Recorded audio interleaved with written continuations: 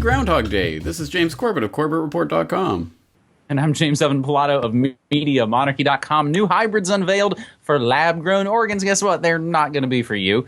We've got that story, plus the hotel that had its key cards hacked. But first, speculation grows Assad suffered a stroke as Syria slams Trump's safe zone proposal. We grabbed this via Zero Hedge. Geopolitical pundits were caught by surprise when Trump told ABC he would absolutely do safe zones in Syria for the people, a statement that's been viewed as a precursor to further escalation of U.S. intervention in the region. They were just as surprised when Russian foreign minister said Moscow may support the U.S. initiative to establish so-called safe zones for refugees in Syria, but added that the plan would, however, require close cooperation with the United Nations and approval from Syrian President Bashar Assad's government. However, there is rampant speculation that Assad has basically been whacked in some way or taken out, and we've seen these speculations grow. James, it's interesting as we're even sort of thinking about this. A lot of, is Julian Assange alive? Where's Eric Braverman? A lot of these sort of mysteries we see playing out in the media. So all these rumors completely unsubstantiated. The death of Assad would sure to complicate any political resolution in Syria, as it would immediately prompt both sides in the proxy war to present their hand-picked candidates ahead of an election for the country's next president, as suddenly the political and not military process will become the pathway to decide who has veto rights over any potential Qatar gas pipelines crossing the nation and, of course, entering Europe.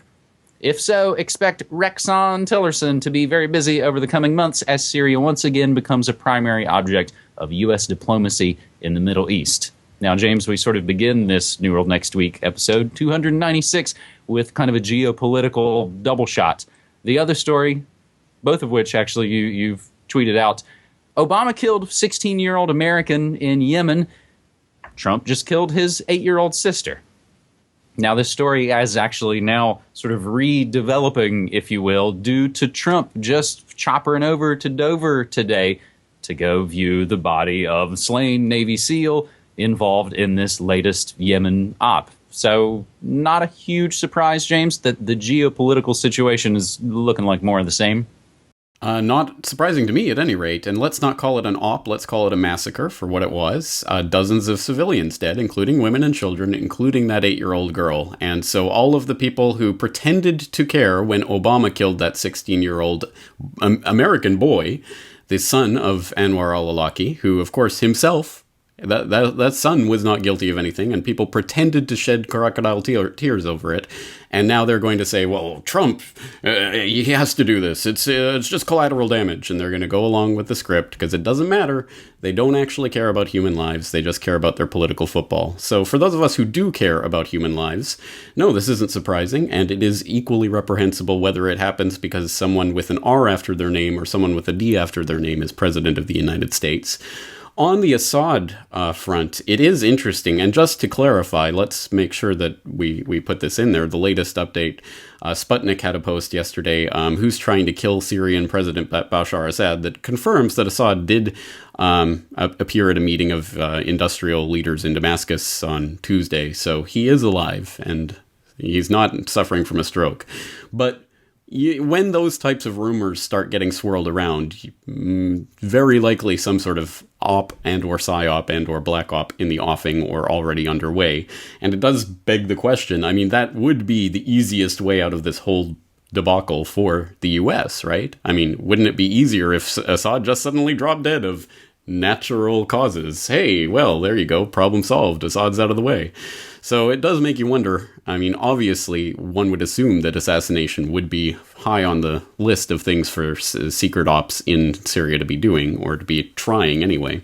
So that's a whole other story that's probably playing out under the surface. But yes, anyway, safe zones in Syria all sounds great and wonderful, tea and crumpets and giving people tents and, hey, come put your feet up. But what it actually means, of course, especially when Assad doesn't agree to it, is we're going to invade your country, carve out this space, call it a safe zone, and we're going to use that as a base to overthrow you. So mission as usual, business as usual when it comes to foreign policy so far.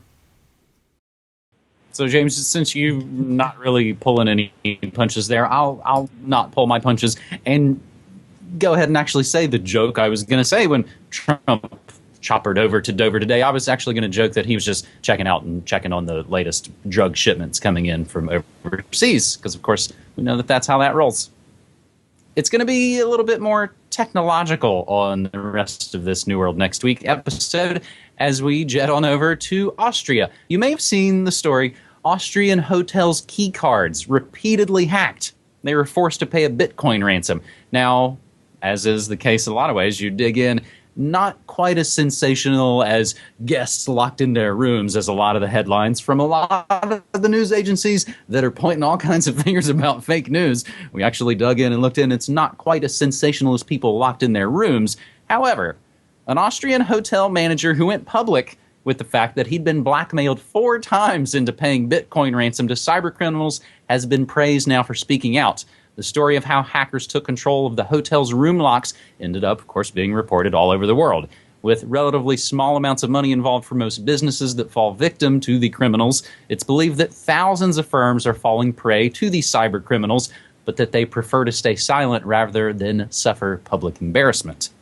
But after the manager of the Romantique Sea Hotel Jägerwort, a luxurious 4-star hotel with beautiful lakeside setting in Austria, was hit a 4th time by blackmailers, he decided to go public with what happened to warn others about the dangers. His hotel, like many others, has a modern IT system which includes key cards for hotel doors. And in the latest incident, cyber criminals had again hacked into his system and managed to take down the entire key system. The guests could no longer get into their hotel rooms, and new key cards couldn't be programmed. They did actually follow up and say, "We are planning at the next room refurbishment for old-fashioned door locks and real keys, just like 111 years ago at the time of our great-grandfathers." Not quite as far back as that, James. You can search, and we'll include this in the show notes. Of course, everything we say will be included down in the show notes. 4 years ago, over 4 years ago now, November 2012, Forbes and others reported on the hacker who cracked 4 million hotel rooms. All of this information is essentially out there. It's basically just playing out in real time now, James.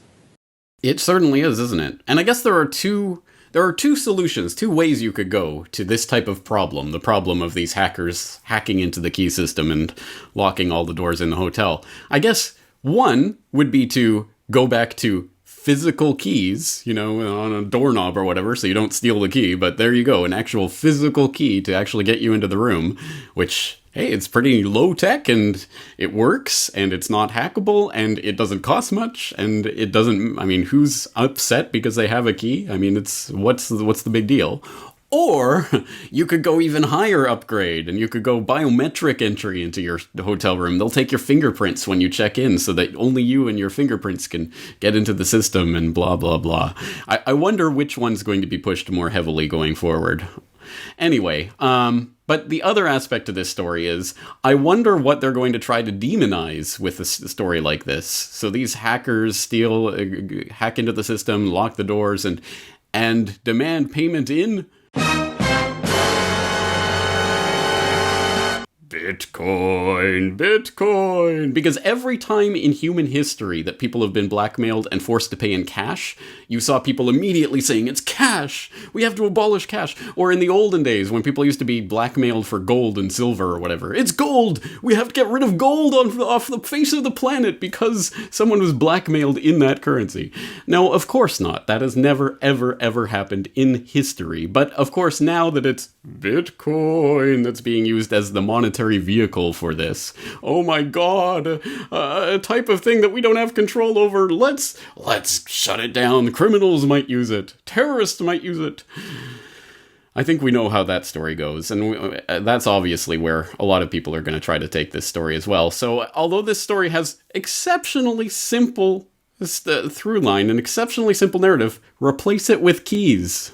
Problem solved. No, they're going to try to put in biometric entry into doors, and they're going to try to ban or outlaw Bitcoin because of this. Well, and they're going to go for biometrics because you know what story I'm going to mention next. But you're exactly right. We've probably all been to some kind of bar, some kind of restaurant, or even some kind of convenience store, gas station where you ask, can I use the bathroom? And they hand you some gigantic thing. Here's a cinder block with a key on it, or spatula or some ridiculous thing that they know you're probably not going to walk away with. That's a nice low-tech solution. The high-tech solution, however, and a few relateds to this second segment story, NBA 2K game, basically one of them newfangled video games, they just won the right to store the players' biometrics in the game. Two players sort of realized, hey, wait, you're taking pictures of my face and inserting it into the game. Yeah, but you guys clicked agree on it, and that's essentially how the gamers won. You said, yes, I agreed of all of this. The only part they were kind of wiggling on was, yeah, we didn't tell you we were going to store it and keep it forever. Meanwhile, New York City is planning new facial recognition cameras at bridges and tunnels. We'll include an article that shows some of the ways to dodge them. And in the US and the UK, it works both ways. Secret rules make it pretty easy for the FBI to spy on journalists, and Reporters Saga gives a glimpse of UK surveillance culture. Now, we get so many of our stories crowdsourced by you using hashtag New World Next Week, and I think that's what helps kind of make these episodes always looking forward as we try and do.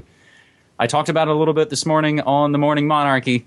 It is the hybrid zoo, introducing pig-human embryos for lab-grown organs. This via the Nature Journal. Scientists have published the first ever peer-reviewed account of creating pig-human hybrid fetuses, a step toward growing animals with organs that are suitable for transplantation into humans. The team that made these chimeras also reports the creation of mouse-rat and human-cow hybrids on the 26th of January in Cell 1.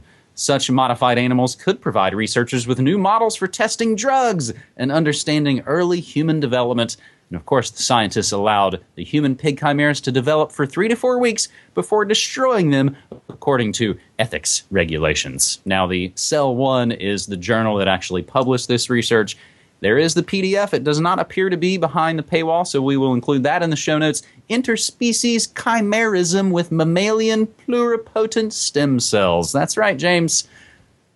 Man pig, or pig man, or Hugh pig. Call it what you want.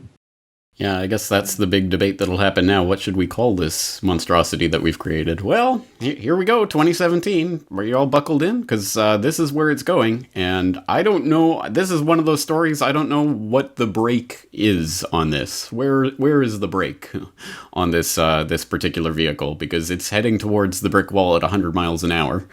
And like so many other technologies, I guess theoretically, somehow, this could be used for good, but I have my misgivings about the ways that it's going to be used and who it's going to be used by and for what purposes. And oh yeah, I mean, let's not forget about all the other things that come when we start experimenting with crossing various species barriers, like the types of new strains of viruses that tend to pop up when things like that happen. But don't worry. Don't worry, they only let it develop 3 or 4 weeks. They destroyed it. It's okay. It's all being carefully controlled and managed. What could possibly go wrong? Yeah, don't worry about all that anthrax in the military labs. All those things they're working on, the Spanish flu they've resurrected, just no biggie.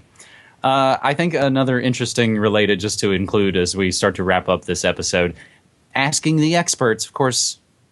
When they took away your incandescent light bulbs, they forgot to tell us that the alternatives would ruin our eyes.